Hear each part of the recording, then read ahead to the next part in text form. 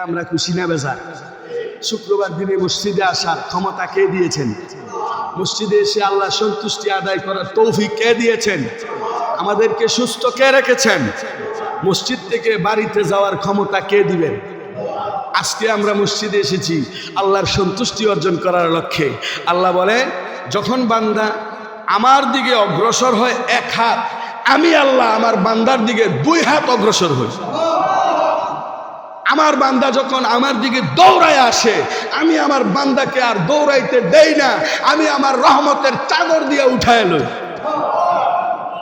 তার মানে আল্লাহ কয়, ফাযকুরুনি আযকুরুকুম ওয়াশকুরুলি ওয়ালা তাকফুরুন। আল্লাহু আকবার। হে জগৎবাসী, তোমরা বান্দা যদি আমি আল্লাহরে স্মরণ করো, যদি তোমরা আল্লাহর নামের জিকির করো, আমি আল্লাহ তোমরা বান্দার নামের জিকির করি। জুরে কন্যা সুবহানাল্লাহ। তোমরা যদি আমি আল্লাহরে স্মরণ করো রে, আমি আল্লাহ তোমাদেরকে স্মরণ করি। জুরে জুরে কন্যা সুবহানাল্লাহ।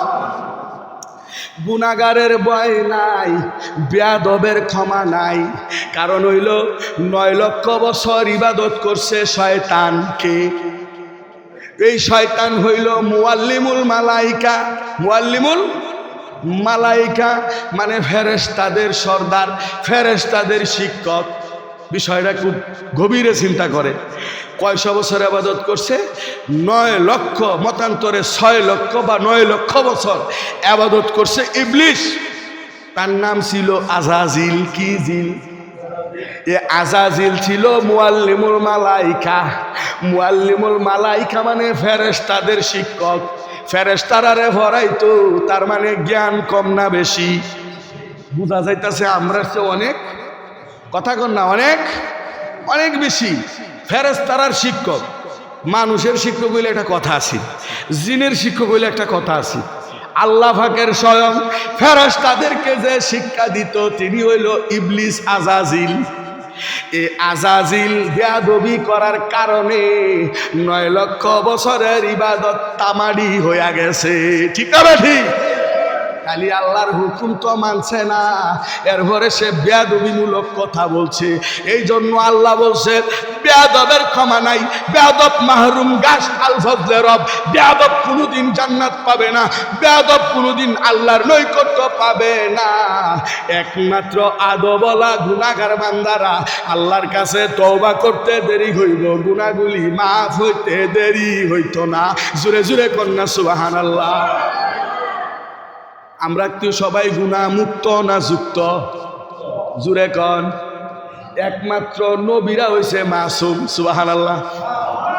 নবীরা কি? মাসুম। নবীরা হইল মাসুম। আল আম্বিয়াই মাসুমুন, হাদিস শরীফে আসছে আল আম্বিয়াই মাসুমুন। আল্লাহর নবীরা হইছে মাসুম, পুত পবিত্র। সুবহানাল্লাহ। আর আল্লাহর ওলিরা হইছে মাহফুজ। আল্লাহর ওলিরা কি? মাহফুজ। মাহফুজের অর্থ হইল আল্লাহ নিজে আল্লাহর ওলিদেরকে হেফাজত করছে। আল্লাহ নিজে আল্লাহর ওলিদেরকে হেফাজত করছে। এই জন্য বলা হয়েছে হাদিস শরীফে আল আউলিয়াই মাহফুজ।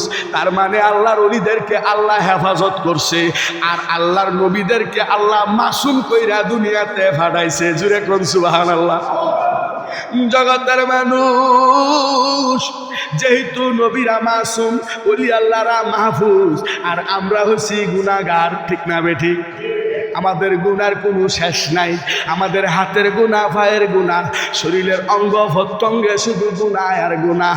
আমার নবী আজ থেকে 1500 বছর আগে ডাক দিয়া কয়, ও আল্লাহ, আমার উম্মতেরা গুনার সাগরে থাকবো। আল্লাহু আকবার কর। বনি ইসরাইলের আমলের উম্মতেরা যদি একটু জিনা করতো, সাথে সাথে গজব নামতো। যদি কোনো মিথ্যা কথা বলতো, সাথে সাথে গজব নামতো। মুসা নবী, ঈসা নবী, অন্য নবীর আমলে যখন মানুষ অন্যায় করতো, সাথে সাথে আল্লাহ গজব দিয়া ধ্বংস কইরা দিত। আল্লাহু আকবার কোন।